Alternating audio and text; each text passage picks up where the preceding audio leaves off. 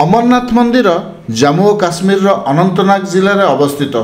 पहलगाम ठारू प्राय 48 किलोमीटर दूर में अमरनाथ गुंफा अवस्थित। समुद्र पतन ठारू 12,756 फुट उच्चतार यह गुंफा अवस्थित।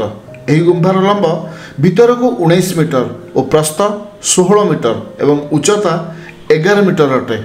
यही गुंफा वर्ष में 12 मास बरफ ढांकी हुई रही थाए एवं बरफ टोपा टोपा हुई पत्थर रे पड़ी गुंफा मध्य गोटे शिवलिंग आकार आपे आपे तैयारी हुई थाए।